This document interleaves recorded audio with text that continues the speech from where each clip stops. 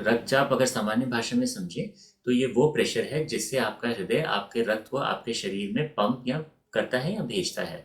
सो जब ये रक्त आपकी धमनियों में पहुंचता है तो जो दबाव ये धमनियों की दीवारों पे डालता है उसे ब्लड प्रेशर कहा जाता है। और इसे ही हम आप देखते हैं जब आप डॉक्टर के पास जाते हैं तो क्लिनिक में डॉक्टर यहाँ पे जो प्रेशर मापने के लिए कफ लगाते हैं, ये बेसिकली उसी प्रेशर को नापने का एक तरीका है। सभी लोगों में रक्त एक सामान्य प्रेशर से पूरे शरीर में फैलता है। अगर ये प्रेशर ज़रूरत से ज़्यादा बढ़े तो आप समझ सकते हैं कि जब कोई चीज़ ज़रूरत से ज़्यादा प्रेशर से दबाव धमनियों पे डालेगी तो उसके साथ होने वाले नुकसान की आशंका, जैसे कि धमनियों का फटना या हेमरेज या फिर हृदय का रोग होने की संभावना बढ़ जाती है। इसीलिए बहुत आवश्यक है कि जो आपका हृदय है वो रक्त एक सामान्य प्रेशर या एक नॉर्मल ब्लड प्रेशर की रेंज में ही पूरे शरीर में उसका विस्तार करे। ब्लड प्रेशर के लक्षण समझने से पहले ये समझना भी या याद रखना भी बहुत ज़रूरी है कि ब्लड प्रेशर के अधिकतर मरीज़ किसी लक्षण के साथ नहीं होते और लक्षण काफ़ी लेट, जब ब्लड प्रेशर काफ़ी बढ़ चुका होता है उसके बाद ही दिखना शुरू होते हैं। तो इसलिए ये भी आवश्यक है कि हम लोग 6 महीने में या कम से कम साल में एक बार अपना ब्लड प्रेशर ज़रूर नपाएं, ये देखने के लिए कि ब्लड प्रेशर सामान्य लेवल पे है या नहीं है। ब्लड प्रेशर के सबसे आम तौर पे जो लक्षण देखे जाते हैं वो है सर दर्द, सर का भारीपन महसूस होना, चक्कर आना, सवेरे उठते सिर के पिछले हिस्से में दबाव या भारीपन महसूस होना।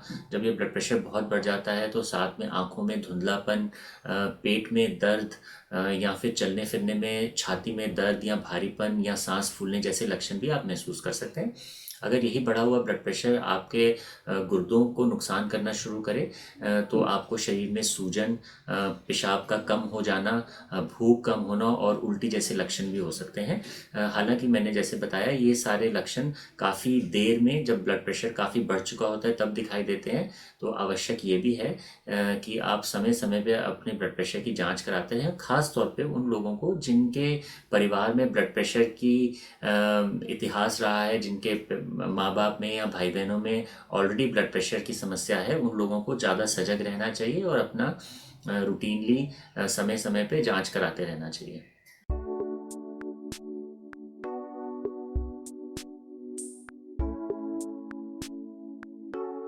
अगर आपको कभी कोई तकलीफ़ महसूस हो और आप उस समय ब्लड प्रेशर जांच करवाएं और ब्लड प्रेशर बढ़ा हुआ आए तो आमतौर पे तो बिना डॉक्टर की सलाह के कोई भी दवा नहीं लेनी चाहिए। कुछ चीज़ें हैं जो आप घर पे खुद ही कर सकते हैं जिससे कि तुरंत कुछ आराम आपको महसूस होगा। जैसे कि एक शांत जगह पे निश्चल होकर लेट जाएं, लंबी गहरी सांस लें, अगर कोई शोर शराबा है तो उससे दूर हो जाएं और कोशिश करें कि थोड़ी देर अगर आप सो सकें। तो इन सब चीज़ों से थोड़ा सा शरीर रिलैक्स होने की वजह से ब्लड प्रेशर में आराम मिल सकता है। बट ये परमानेंट या स्थायी सल्यूशन नहीं है। इसको करने के बाद जल्द से जल्द जब भी आप डॉक्टर से मिल सकें उनसे मिलें और अपने ब्लड प्रेशर का उपचार करें। तो ये बात तो अभी हम हाई ब्लड प्रेशर की कर रहे थे। इसी के साथ एक चीज़ है लो ब्लड प्रेशर।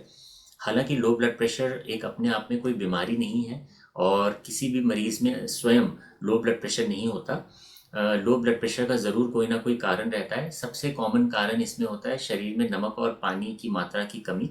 ये या तो अगर आप खुद पानी दिन भर में कम पीते हैं या आप बाहर धूप में काम करते हैं और शरीर से काफ़ी पसीना बहता है उसके कारण, और ख़ास तौर पे अगर आपको दस्त, उल्टी ऐसी कोई तकलीफ़ है जिसके कारण भी शरीर से पानी और नमक का लॉस हुआ है, उसमें ब्लड प्रेशर कम हो सकता है। अचानक ब्लड प्रेशर कम होने पे तुरंत डॉक्टर से ज़रूर मिलना चाहिए, संपर्क करना चाहिए, क्योंकि कई बार कुछ गंभीर समस्याएं जैसे हृदय रोग या फिर ब्रेन स्ट्रोक वगैरह में भी ब्लड प्रेशर अचानक कम हो सकता है। तो कभी भी आपको ब्लड प्रेशर लो रिकॉर्ड हो और साथ में आपको कोई तकलीफ़ के लक्षण भी महसूस हो तो तुरंत डॉक्टर से मिलें। जब तक आप डॉक्टर से ना मिल पाएँ उस समय तक कोई घर में बना हुआ नमक और चीनी वाला पेयजल जैसे कि नींबू पानी या कोई नमक और चीनी वाला शरबत या नमक वाली छाछ लेने से भी ब्लड प्रेशर में थोड़ा सा सुधार आप महसूस करेंगे। चाय और थोड़ी स्ट्रॉन्ग कॉफ़ी पीने से भी ब्लड प्रेशर थोड़ा सा इम्प्रूव होता है। बट ये तुरंत करने के बाद डॉक्टर से ज़रूर मिलें ताकि लो ब्लड प्रेशर का कारण समझा जा सके और उसका उपचार किया जा सके।